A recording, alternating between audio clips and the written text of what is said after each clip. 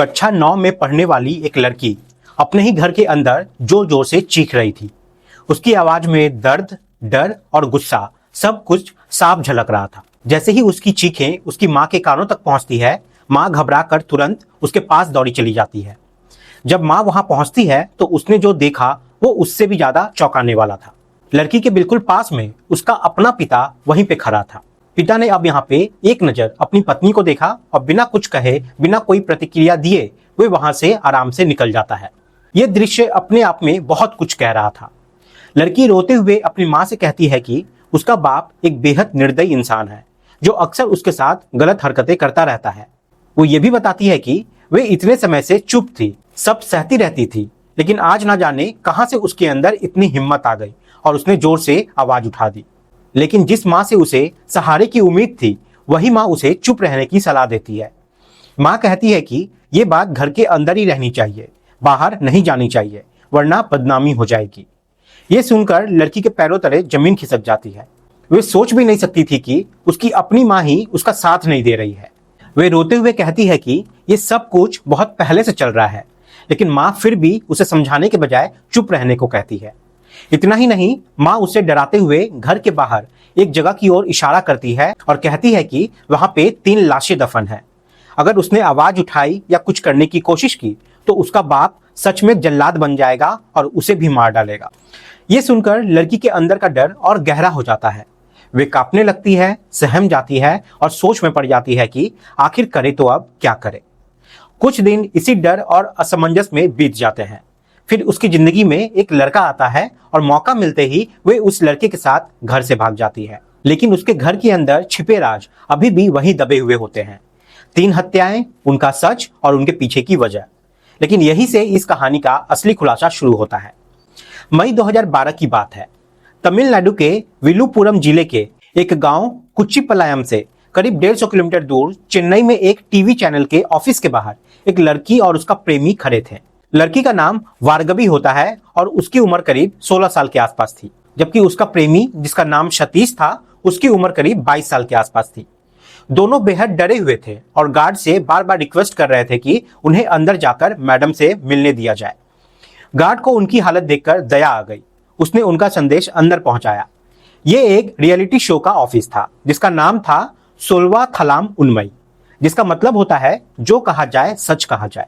इस शो की एंकर थी निर्मला पेरिया स्वामी। गार्ड ने उन्हें जाकर बताया कि बाहर एक लड़का लड़की खड़े हैं जो बहुत डरे हुए हैं और उनसे मिलना चाहते हैं। एंकर बाहर आई और दोनों से बातचीत की और उन्होंने पूरी कहानी समझने की कोशिश भी की। उन्होंने लड़की से कहा कि उसे अपने घर वापस जाना चाहिए क्योंकि उसकी उम्र अभी कम है। लेकिन लड़की यहाँ पे रोने लगती है और कहती है कि उसकी जान को खतरा है। वे कहती है कि उसका पिता उसकी हत्या कर सकता है क्योंकि उसने दूसरी जाति के लड़के से रिश्ता बना लिया है। लड़की यहाँ पे एंकर से यह भी कहती है कि टीवी पर वो बड़े बड़े वादे करती है कि वे पारिवारिक विवाद सुलझाती है, लेकिन अब जब असलियत सामने है तो वो पीछे हट रही है। ये सुनकर एंकर भी सोचने पर मजबूर हो जाती है और आखिरकार लड़की की बात मान लेती है। प्रोग्राम के बाद एंकर लड़की से विस्तार में पूरी बात को समझती है और फिर उसके घर वालों को फोन किया जाता है। लड़की के पिता मुर्गन और माँ राजेश्वरी को बताया जाता है कि उनकी बेटी उनके पास है। उन्हें बुलाया जाता है, लेकिन यहाँ पे एक शर्त रखा जाता है।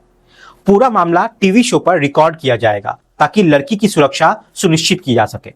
28 मई 2012 को यह शो लाइव प्रसारित होता है। लाखों लोग इसे देख रहे होते हैं। शो में दोनों पक्ष अपनी अपनी बातें रखते हैं। पिता अपनी बेटी को गलत ठहराता है, जबकि बेटी अपने पिता के बारे में चौंकाने वाले खुलासे करती है। इसी दौरान जब एंकर लड़की से कहती है कि उसे अपने पिता के साथ वापस जाना चाहिए, तो लड़की डर के मारे कांपने लगती है। एसी कमरे में भी उसे पसीना आने लगता है। वे कहती है कि उसका पिता पहले ही 3 हत्याएं कर चुका है और अगर वो घर गई तो उसे भी मार दिया जाएगा। ये सुनकर पूरे देश में सनसनी फैल जाती है। लाइव शो देख रहे लोग हैरान रह जाते हैं। पुलिस भी तुरंत यहाँ पे हरकत में आ जाती है और जैसे ही ये मामला गंभीर होता है, लड़की के माता पिता वहां से फरार हो जाते हैं। अब पुलिस इस पूरे मामले की जांच शुरू करती है। उन्हें पता चलता है कि वारगवी के घर से करीब 35 किलोमीटर दूर एक गांव में एक व्यक्ति शेखर पिछले 4 साल से लापता था। 5 जून 2012 को पुलिस उस जगह पर पहुंचती है जहां लड़की ने इशारा किया था। वहां खुदाई की जाती है और एक कुएं से 3 कंकाल बरामद होते हैं। ये कंकाल 2008 में हुई हत्याओं के थे, यानी 4 साल तक ये राज जमीन में ही दबा हुआ था। अब पुलिस इस गुत्थी को सुलझाने में जुट जाती है कि ये तीनों लोग कौन थे, उनकी हत्या क्यों हुई थी और इसके पीछे असली कहानी क्या है।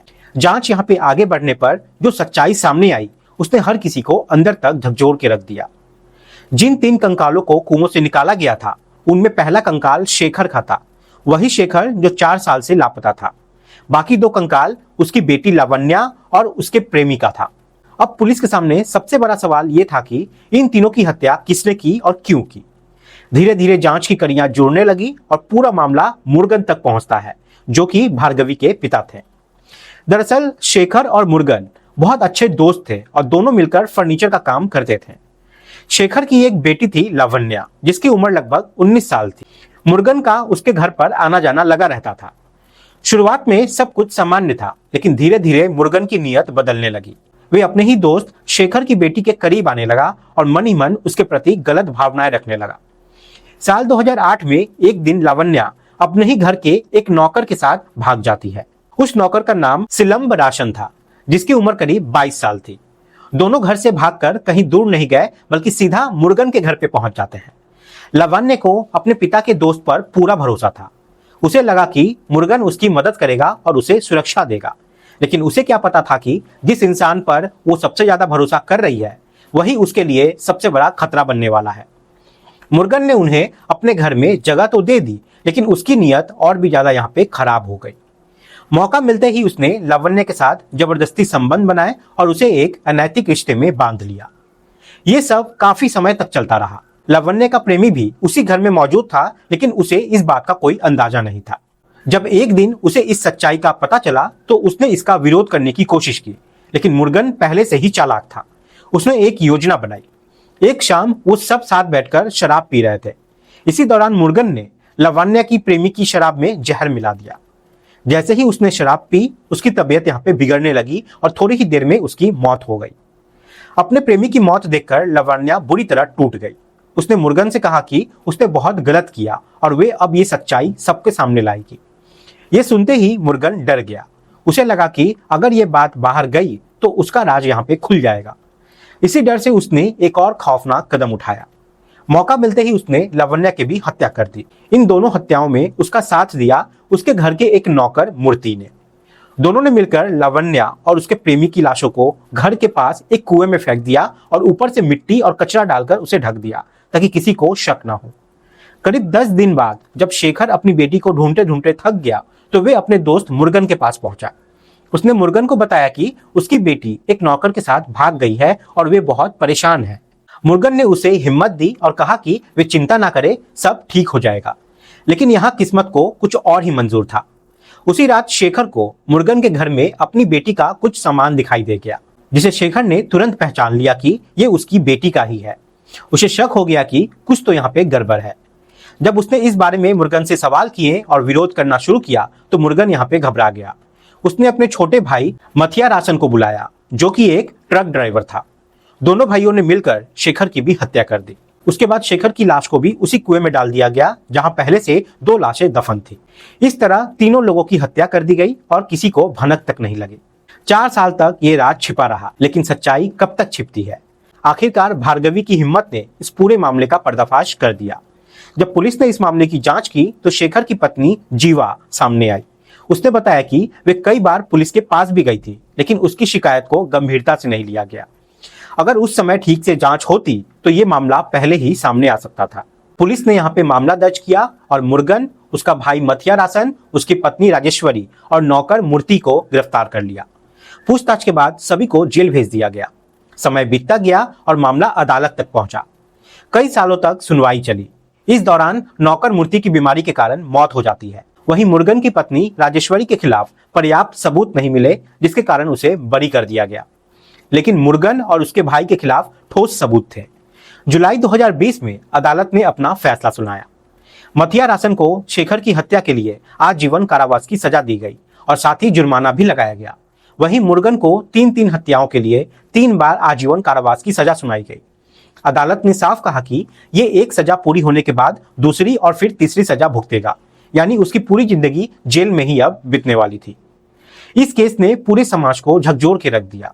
लोगों को यकीन नहीं हो रहा था कि एक पिता इतना निर्दयी कैसे हो सकता है जो अपनी ही बेटी के साथ गलत हरकत करे और 3-3 हत्याएं भी करे। अगर भार्गवी ने हिम्मत ना दिखाई होती और उस रियलिटी शो में जाकर सच उजागर ना किया होता तो शायद ये राज हमेशा के लिए दबा ही रहता। आज भार्गवी अपने प्रेमी सतीश के साथ एक नई जिंदगी जी रही है। उसने अपनी पढ़ाई पूरी की और आगे बढ़ने का फैसला किया। उसके ससुराल वालों ने भी उसका साथ दिया और उसे इंजीनियरिंग की पढ़ाई करने का मौका दिया। इस पूरी कहानी का मकसद सिर्फ एक ही है कि चुप रहना कभी समाधान नहीं होता। गलत के खिलाफ आवाज उठाना जरूरी है, चाहे हालात कितने भी मुश्किल क्यों ना हो। आप सतर्क रहें, सावधान रहें। जय हिंद, जय भारत।